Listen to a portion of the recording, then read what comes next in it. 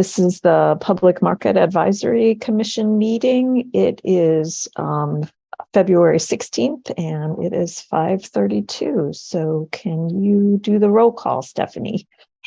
Sure. Commissioner Farrell. Present. Hi.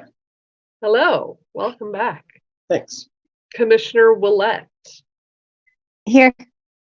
Commissioner Wolf. Here. Commissioner Young. Here. All right, and Jeff is currently not present, but that may change as we go through. Okay, then our first order of business is the approval of the agenda. Does anyone have any additions or changes to the agenda? See Peter shaking his head. Okay, hearing none, can I get a motion to approve the agenda? I move to approve. And a second? Great, Eric raised his hand a second. All in favor say aye or raise your hand. Aye. Great, and so that's unanimous. All right, next order of business is the first public comment.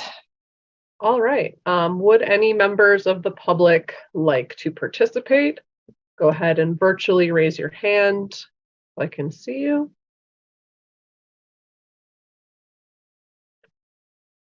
We've got one person on the phone that I can see. Oh, yes, I see a hand. There it was. A little bit of a lag. I'm going to allow you to talk. So go right ahead.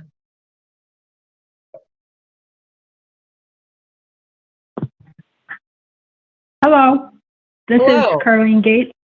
Hello, this is Carlene Gates, and I am wanting to just give a comment relating to rule updates, section 3, the final language for how many artist installs, and I just think that considering the number of vendors that are growers of produce that would be fruits, vegetables, and flowers or plants, that we should consider not increasing that up to 18, but make some way for some of the growers who are there currently to earn 4 stalls. Thank you. Thanks, Caroline. All right. So moving on. Okay, so next we have approval of the minutes from the January meeting, which Stephanie emailed to all of us. Are there any changes, additions, anything like that to the minutes? All righty, great. Hearing none, could I get a motion to approve the minutes? I move to approve. Thanks. And how about a second?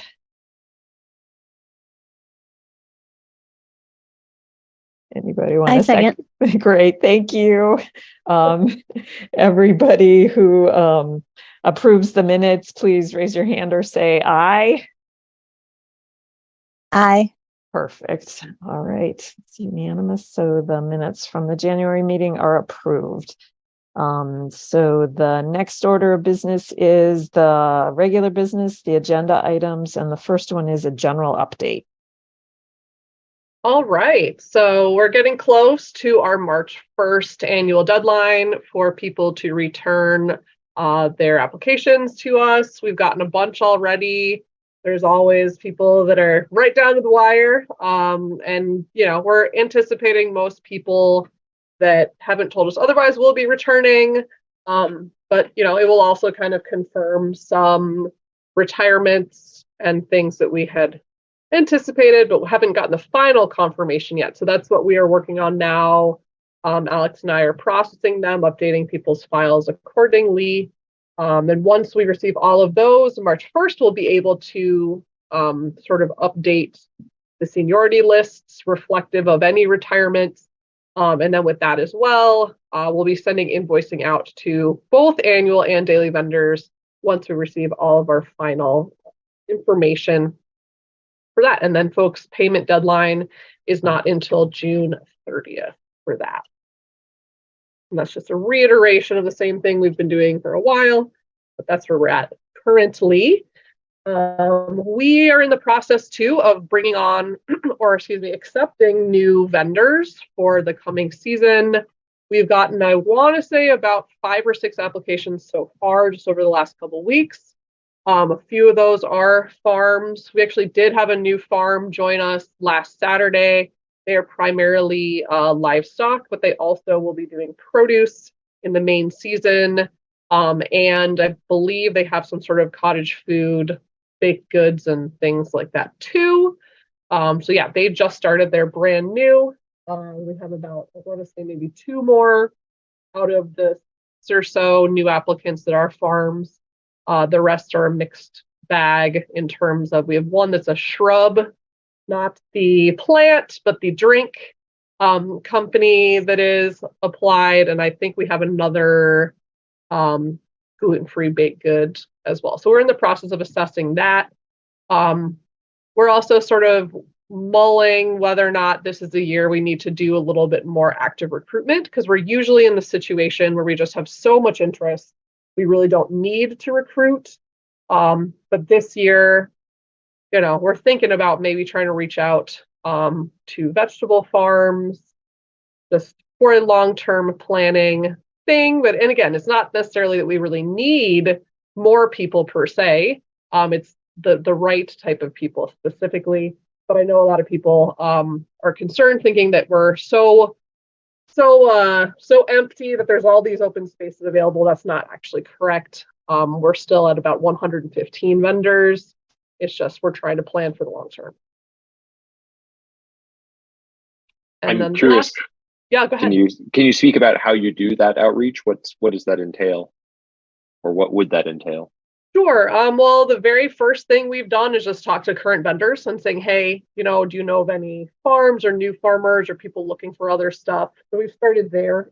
And then it would, basically just be sharing our website and stuff like that. Because it does say on our website already what specific classes of vendors we are looking for.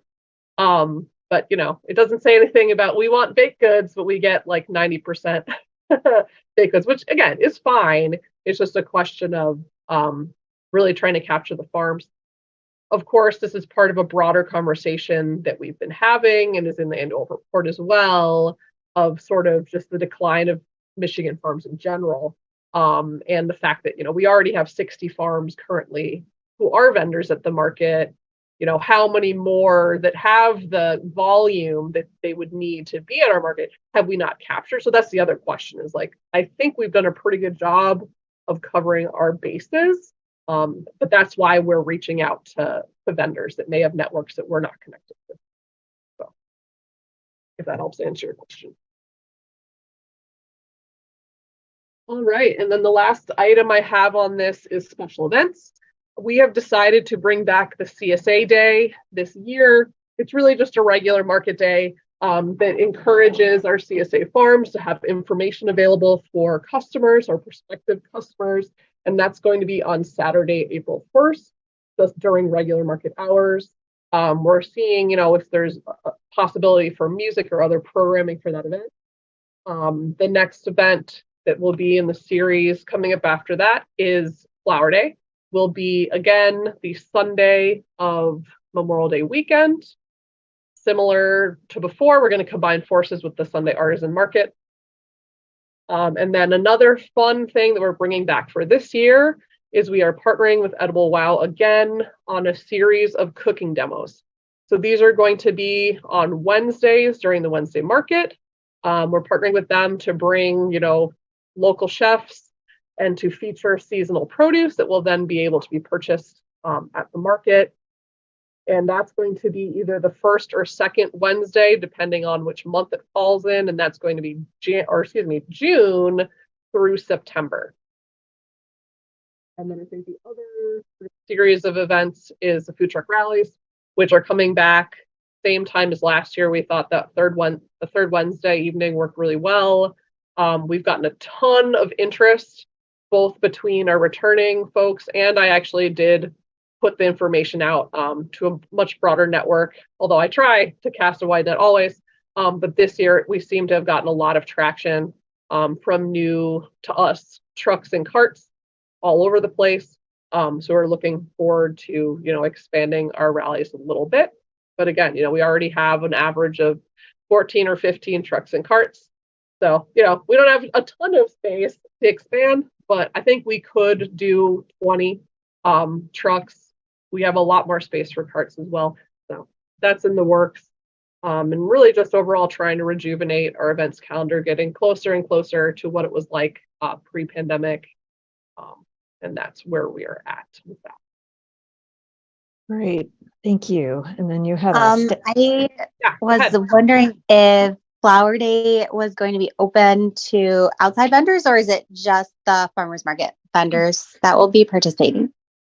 Last year we had opened it, and that was mostly because we had open spaces available. So I think that's open to conversation from folks. For example, last year, the only real native plant seller we had was one of the outside people that we brought on, which was the Toledo Zoo. And yeah, we had the Michigan Growers Cooperative as well, which some of vendors are a member of. So that was kind of, a half and half one, but we're open to input, but I don't see any problem with recruiting other people if we have space. Obviously, priority is given to vendors. But after that, if their space is still available, I think it's in everyone's best interest to have market look as full as possible. Okay, cool. Yeah, I agree. If there is space, I like the idea of bringing on others, just also because I think that Flower Day is nice as an event in itself, and I think more people and customers are likely to come if it's different and unique from like a regular farmers market day. And so pulling in some other people, if there's room, helps add to that, as well. For sure. And I know that, the artisan market absolutely loved the event. So, I think they're definitely going to want it to continue to. And I know they had probably their biggest turnout ever on a Sunday artisan market during Flower Day of last year. So it really impacts them positively. That's awesome. I like that event. My other comment or question was thinking long-term about the cooking demos. I wonder if there is any possibility of ever bringing them in-house, maybe in future years. Or, I mean, I always thought maybe that could also be something that like Alex might fall under his capacity, or as you're working with Edible Wow, maybe you'll find it's really worth it to strengthen the partnership in that way. But, also thinking about the possibility of doing in-house cooking demos could be helpful to the market too. Yeah, definitely. I mean, that's a good idea, especially from a funding perspective, because it does cost money for us to partner with Edible Wow. We are getting a good deal from them because we already have an advertising relationship. But you're right, it's something we could definitely explore for future years, certainly. Great, thank you. So there was a staffing update too, Stephanie? Yes, so we are sad to announce that Macy has left us. She just had far too much work between grad school and her other work. She loved working at the market. She lives around the corner, so she'll still certainly be a customer. But she felt like, she just could not juggle everything. And her other job actually matched her wage at the market. So good for her. That's fantastic. But we will miss her. So we are now hiring for her position, which was the assistant manager, which is the third in command behind myself and Alex. And the job posting for that went live yesterday. We've already gotten 6 applicants, and we're hoping to reach out to a multiplicity of people. I've reached out to C's already to see if they could share it with their students. We have a contact that we met with today about actually trying to do translation to our Mandarin speaking community. They said they might share it at their church. So there's a lot of, avenues we have. Again, we're holding out hope against hope that we might get someone who's bilingual in English and Mandarin, but we'll see. We'll see how it shakes out. But we are currently hiring for that position. And you can find it on both the website as well as our social media if you would like to share it with your networks. Stephanie, when would that position start? As soon as the hiring process goes through, Okay. which could take potentially a few weeks because there's background checks and multiple interviews and things of this nature. I'm hoping to get them in at some point, excuse me, in March. But timing realistically might be March 15th. Thank you. Yep. Glad there's so much interest. Yes. And that's all that I had on that one. All right, great. So the next item is the board officer election results. All right. Well, it was unanimous. Congratulations, Lisa and Peter. You have been elected as chair and vice chair, respectively, for the next year. So congratulations are in order. And thank you again for volunteering your extra time to these roles. Great. Happy to help out. Thank you. So the next item is the rules update. All right. So rule A is really just a very quick, or rule A, point A is really just a quick update. Everything is gone through the city lawyers. They've signed off on everything.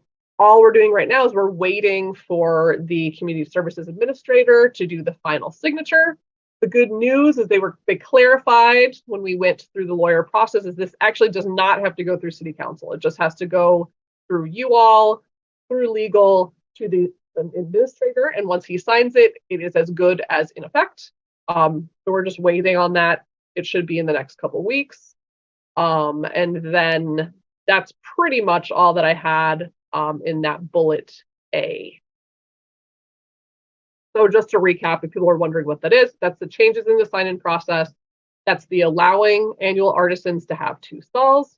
And that's the transfer of seniority, adding 30 days to each category of application for folks applying to transfer their seniority to a new person.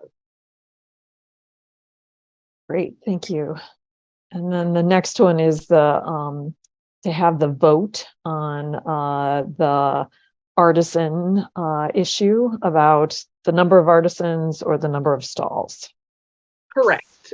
Yes. And just to recap for folks, the options are keep it at 12, what it was before, make it 13, which what it has been in practice, or keep it at 18 total stalls, which would be enough for the current annual artisans to have all of their permanent stalls be owned by them. All right, so before I call a vote on this, do we want to have any more conversation about this that's been going on for a long time? Sure, I know Eric probably missed a couple of those conversations, but yeah. So the 3, I don't know. I guess to summarize, the benefits of all of them. The benefit of having the full number of stalls is that it covers everyone who has it now. It doesn't lead to this situation where it's a question mark in the future, or people may feel like they may lose their stalls. So that was the reason we came up with this, that we made it based on the number of stalls instead of the number of artisans, so that it would be inclusive of everybody who's currently an annual artisan. 13, that came about the last time because there was 2 vendors who got their seniority at the exact same time, or started rather at the same time. So the idea was the number was supposed to be 12, but there was a magical 13 that got introduced so that it could make it more even and equal for those people that had gotten their seniority at the same time. The 12 was just the standard, what it had been prior to any of these changes. So I don't know if that's helpful at all, Eric. Okay. I guess one thing too, it's like for me at least, I'm kind of, all of them seem acceptable in a variety of ways. I'm the way I keep thinking about it is with the 12, that there could be between 12 and 24 stalls associated with artisans. With a 13, there could be 13 to 26 stalls for artisans, and with the 18, there are 18 for the artisans. And so that's at least if we put it all on a stall basis, that seems to be a more apples to apples, very appropriate for a farmers market comparison. That's helpful. So, yeah. yeah. Yep. So- yeah, go ahead. So as far as like the 13 goes, we're not talking 13 stalls, we're talking 13 artisans. Correct. Is that correct? Yep. Okay, but when we're talking the 18, we're talking 18 total stalls. We're not talking Correct. 18 artisans. Got it. Correct. Okay, just what So I just wanted to. mathematically, no, totally. So mathematically, what Peter was saying was correct. Is 18 is actually the lower number if we're talking about specifically this idea that everybody could potentially have two. The 18 is just saying what we have now is what it is, and that's Gotcha. the limit. Okay. Yep. Good question. So I've been trying to figure out how to call this vote. And I think one of the first things we need to do is just maybe group things so there are two choices.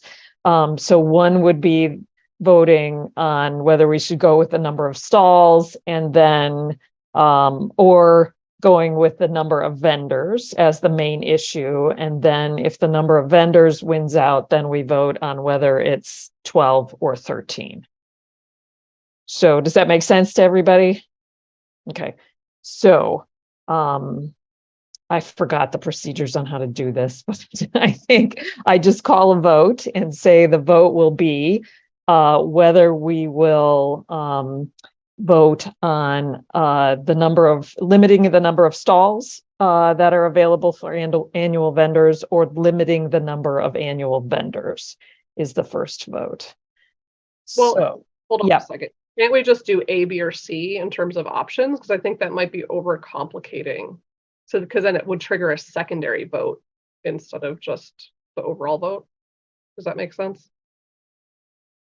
And it all could work. It's just a matter of how we want it. I think we'd say, what if we did it this way? We could do it two ways. A different way we Sure. could do it is we could have A, B, and C. We could all vote for just one, or we could potentially vote for two, and then the one that wins gets the the thing. So that would be kind of a like a ranked and then- choice. voting. Yeah, like a ranked choice. Exactly. This is that way we won't get extremes. We'll get somewhere in between. Okay. Yeah, whatever y'all want to do. I just was clarifying for myself. And what do people think in terms of how that? Do you want to do all three of them, and we'll have one vote per person, or do you want to have you can vote for up to two, but not three? I say one vote per person. It seems less Okay, complicated. it is Okay. simpler. It is simpler. Okay. Great, thank you all very much. All right, so let's call a vote. I would like, and we'll just do the positive votes. We won't have the negative votes. So those people in favor of limiting the number of stalls to 18, please raise your hand. I think okay. I'm seeing 4 votes for that. All right, and then limiting the number of artisans to 12. Please raise your hand or say aye. Sorry. That would be my vote. Okay. And then I think there are no votes for raising the number of artisans to 13. Yep. All right. The 18s have it, 4-1 majority. Great. So Stephanie, this language will need to go to through all the channels again. Yes, it Okay. shall. Yep, no problem. I will send it along to legal. All right. All Well, right. thank you. Congratulations. We finished another item on our checklist after many months. I know it took a long time, but it was good to have the conversations about it too. Definitely needed for sure. All right. So the next item under the rule updates is the bylaws updates.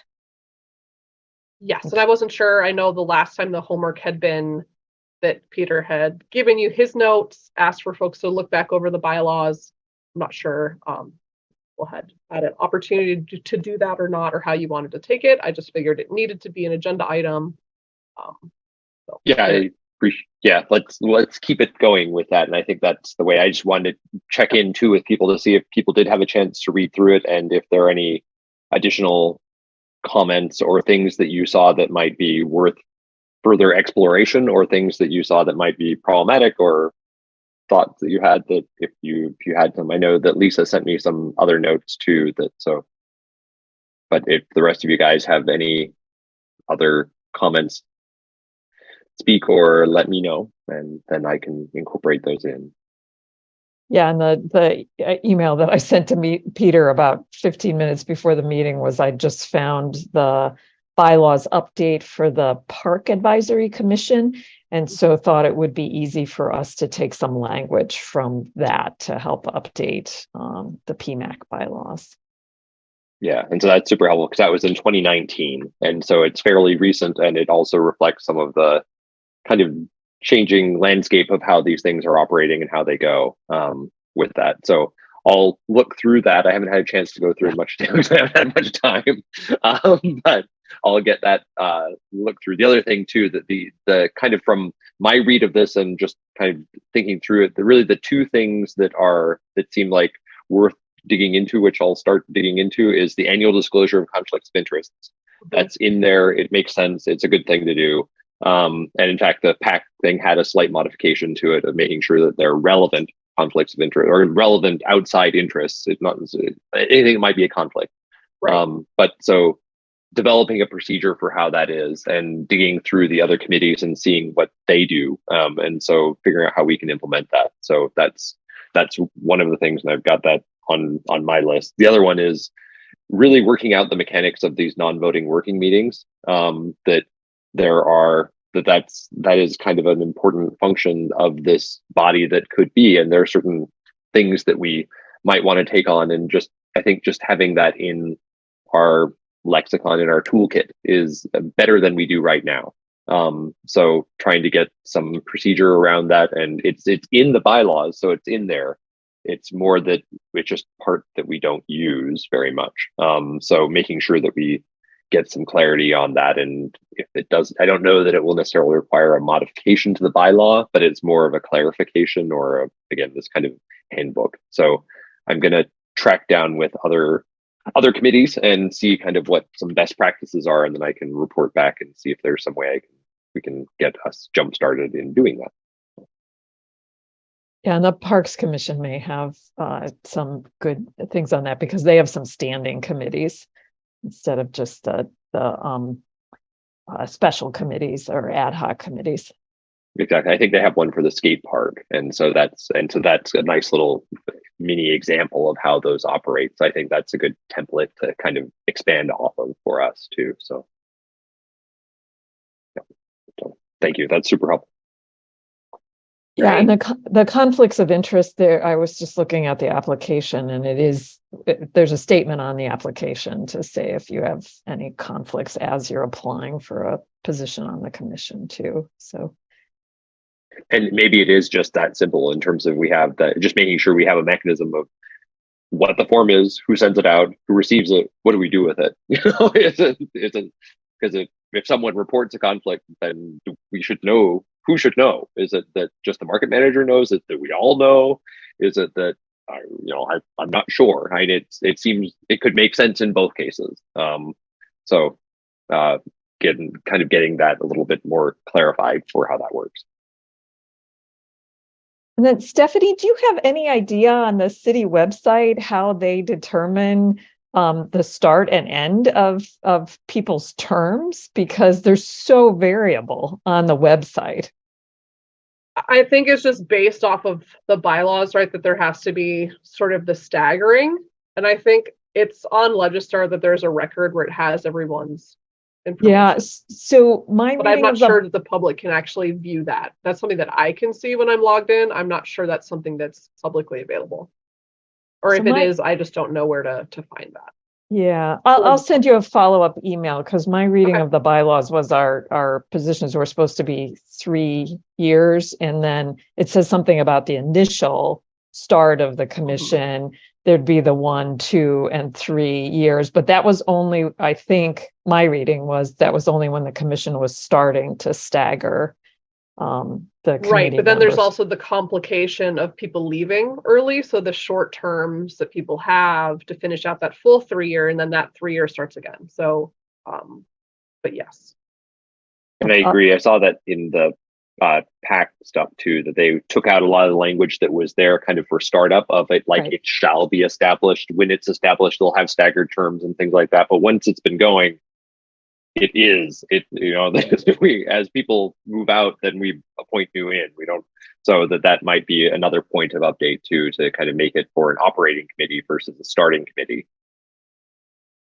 Yeah, and the other question there too is there's no term limits, right? The way that it's currently written, you could sort of be here in an infinite amount of time.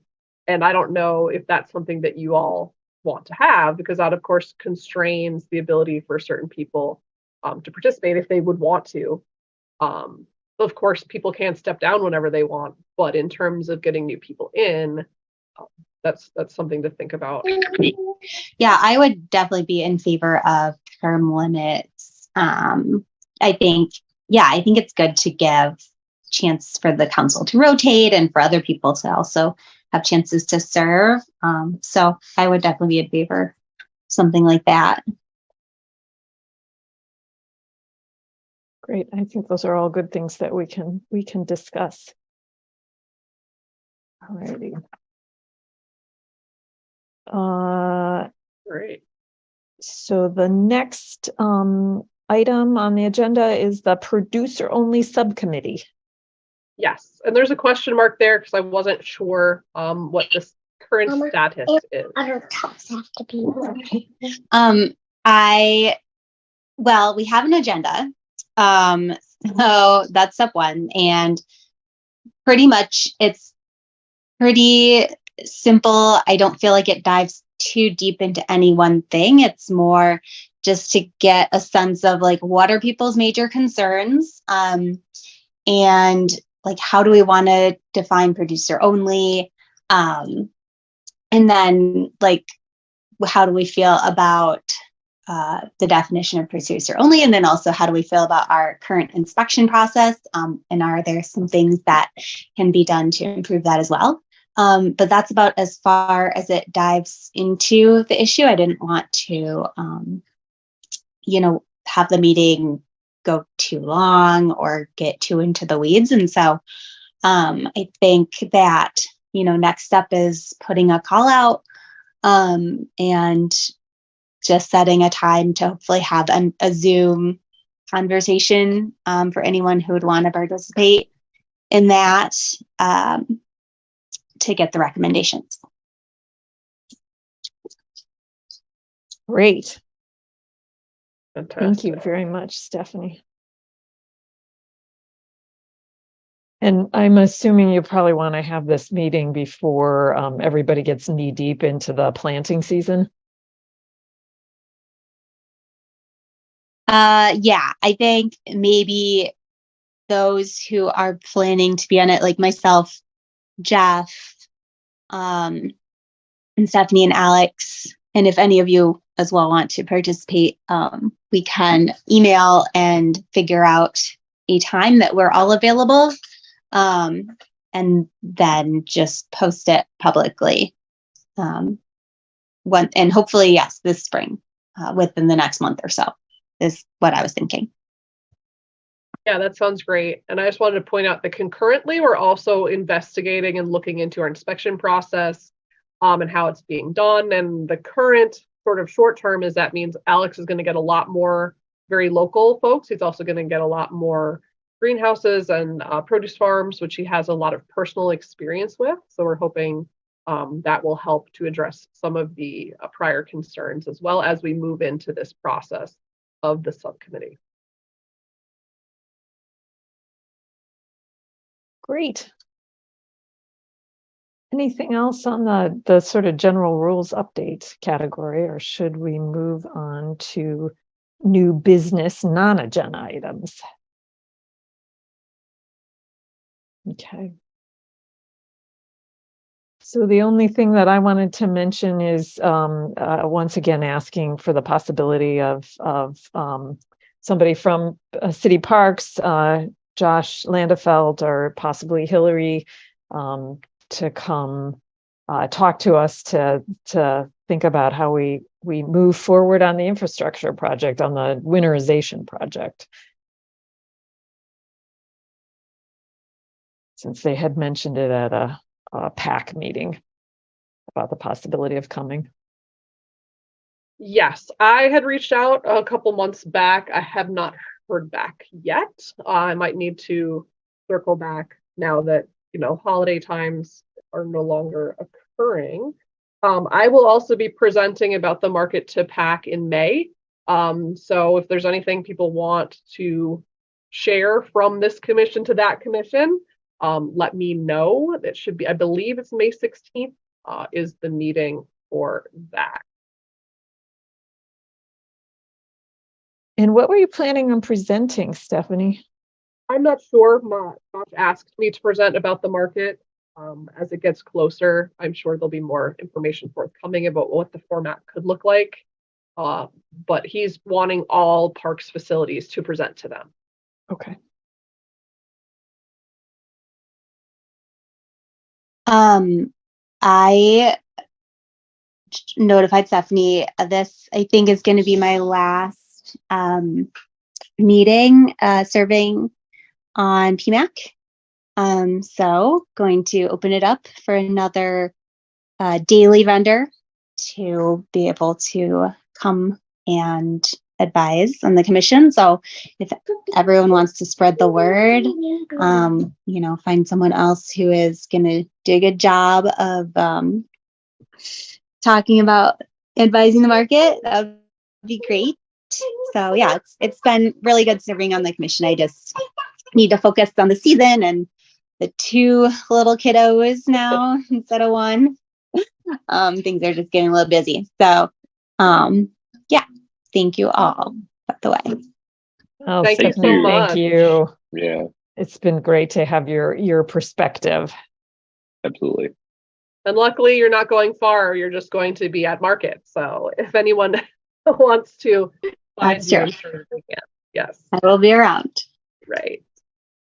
But yes, we'll miss you. I know Dean Sell did express interest in the position. I did share with him the application. Beyond that, it was just he was there at Bruce Upston's funeral, so I happened to mention it because I had heard through the grapevine he was interested. But yes, please reach out to any daily status vendors. If you're not sure who is a daily vendor, I could share that list as well with folks. Or anyone listening out there as well. Spread the word. All right. So the next, the last item, I guess, is the second public comment. All right. Are there any members of the public that would like to comment? If so, please virtually raise your hand.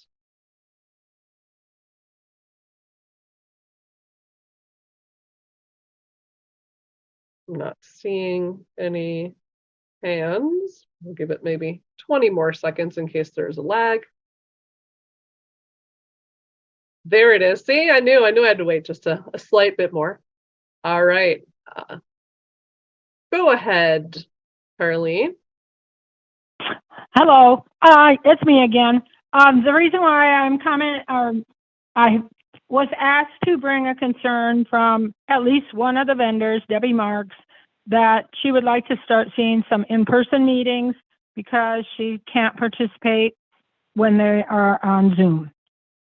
So as you're looking at maybe defining producer only, that might be a time to have a public hearing or something, at least one meeting where people who feel like they can't participate otherwise could come. Just a suggestion. All right. And just to clarify, it's not my or our call that the meetings are virtual. That is actually the city's call. But I hear you. We Okay, definitely need to make yeah, I'm just thinking like a special committee meeting or whatever. I find it strange that in this, at this time that they're still mandating that.